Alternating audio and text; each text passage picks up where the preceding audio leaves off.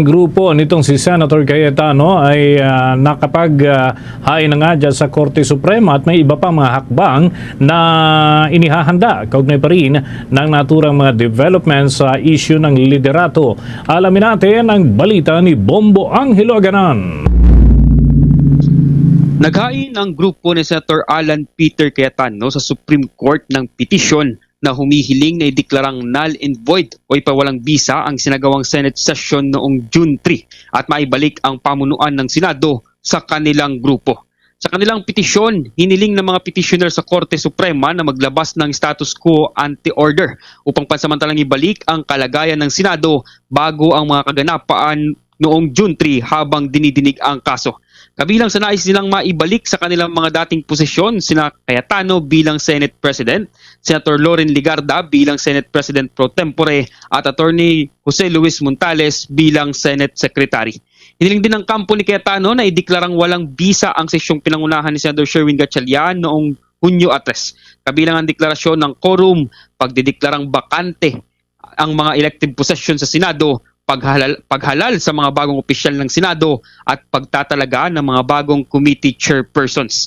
Kasama rin sa pinababasurang mga aksyon ang pag-amyenda sa Rules of Procedure ng impeachment trial at ang pagpapatibay ng resolusyon para sa sine die adjournment ng unang regular session ng 20th Congress.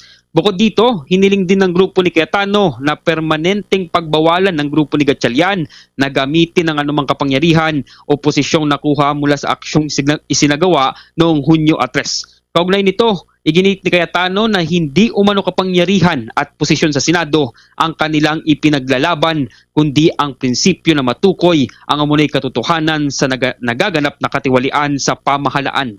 Handa rin umano silang ipaubaya ang mga pwesto sa mataas na kapulungan kung mayroon ng sapat na bilang ng suporta o 13 senador ang grupo ni Gatchalian. Ngunit kwestiyon niya kung tatakpan ba o gagawing sentro ng grupo ang investigasyon sa flood control scam. Kaugnay pakinggan natin ang mga bahagi ng pahayag ni Senator Alan Peter Cayetano. Ang pinaglalaban namin hindi power, hindi position, prinsipyo. So, kung 13 na sa kanila, congratulations. We know how you got it, sa pananakot, panunuhol, sasabihin, ikukulong. But sabi namin na anytime na 13 kayo, kayo na mamuno. Pero hindi magbabago principle namin. Kaya ang tanong ko, kung makukuha nyo yung 13, buburahin na naman natin yung flood control or front and center natin to? Samantala, Bumbo Dennis, umugong naman ang mga espekulasyon na hindi nabuo ang natitirang 10 miyembro ng Cayetano Block matapos nakapansin-pansing hindi kasama sa mga petitioners si Senators Joel Villanueva at Mark Villar na kabilang sa grupo. Nagbukas rin ito ng usapin ng posibilidad na lilipat na sa Gatchalian Block ang dalawang senador matapos na rin na naunang naging pahayag ni Villanueva na handa itong dumalo sa special session na isasagawa bukas. Habang tanging si Cayetano, Senator Pia Cayetano, Amy Marcos, Rodante Marcoleta, Bongo, Loren Legarda, Camille Villar, Robin Padilla at dating Senate Secretary Montales ang kabilang sa mga petitioner sa isinumiting petisyon sa Korte Suprema.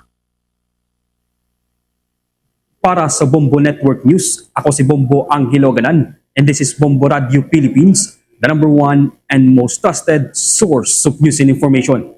Basta Radio, Bombo! For the most trusted source of news and information, visit our website at www.bomboradio.com. Follow us on Bombo Radio mobile app, Facebook, YouTube, TikTok, and X, formerly Twitter. Like, share, and stay connected. Anytime, anywhere.